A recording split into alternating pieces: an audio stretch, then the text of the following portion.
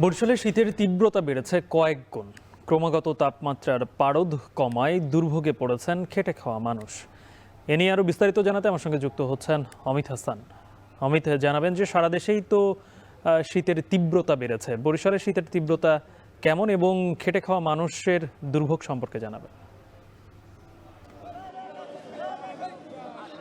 গালিব, একটু জানিয়ে রাখি যে বরিশালে গত 2 দিন ধরে শীতের তীব্রতা কিন্তু অতি বেশি মাত্রায় দেখা যাচ্ছে এবং এই 2 দিনে কিন্তু সূর্যের দেখা পায়নি বরিশাল নগরবাসী। এবং এই যে তাপমাত্রা কম থাকার কারণে কিন্তু শীতের তীব্রতাটা বেশি অনুভূত হচ্ছে বলে জানিয়েছে আবহাওয়া অফিস। আবহাওয়া অফিস বলছে গতকালকে তার সর্বনিম্ন তাপমাত্রা রেকর্ড করেছে 13 ডিগ্রি সেলসিয়াস এবং আজকে সর্বনিম্ন তাপমাত্রা রেকর্ড করেছে 13.5 ডিগ্রি সেলসিয়াস।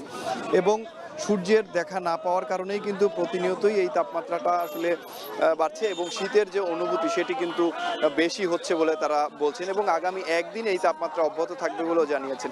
এবং শীত বাড়ার সাথে সাথেই নগরীর যে ফুটপাতের দোকানগুলো রয়েছে, শীতবস্ত্র বিক্রির যে দোকানগুলো রয়েছে, সেখানে কিন্তু ক্রেতাদের উপস্থিতিও বেশ ভালো দেখা যাচ্ছে। এবং এই যে শীত বেড়েছে যার কারণে কিন্তু বেশি দুর্ভোগে পড়ছে যারা খেটে খাওয়া মানুষ রয়েছে তারা।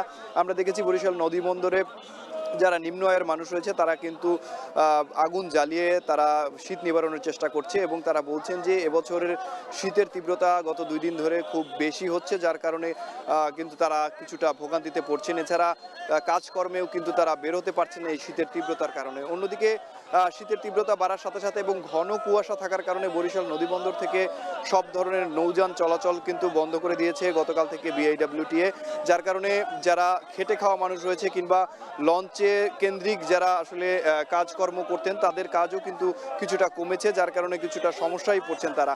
এবং দিনের বেলা শীতের তীব্রতাটা কম থাকলেও রাতে কিংবা মধ্যরাত থেকে সকাল পর্যন্ত কিন্তু ঘন কুয়াশায় আচ্ছন্ন থাকে পুরো বরিশাল নগরী এবং শহরের তুলনায় গ্রাম অঞ্চলে দেখা যাচ্ছে যে কুয়াশার তীব্রতা সবচেয়ে বেশি থাকে। এবং এই মুহূর্তে আমরা রয়েছি নগরীর কালেক্টরেট পুকুরপাড় এলাকায়। এখানে দেখছেন যে আসলে লোকজনের শীতের তীব্রতা বাড়ার সাথে সাথে কেনাকাটার যে ব্যস্ততা সেটিও কিন্তু বেড়েছে এবং শীত নিবারণের চেষ্টা করছে। এখানে যেহেতু কম দামে পাওয়া যায় সে কারণে এখানেই কিন্তু বেশি লোকজন ভিড় করছেন শীতের কেনাকাটা করার জন্য। এবং জানিয়ে রাখি এই শীতের তীব্রতা আরও একদিন থাকবে বলে জানিয়েছে আবহাওয়া অফিস। তো বরিশালের আবহাওয়ার এই ছিল আমার কাছে সবশেষ তথ্য। গালিব, সারা দেশের মতো বরিশালেও শীতের তীব্রতা বেড়েছে, সে খবরটি জানাচ্ছিলেন অমিত হাসান।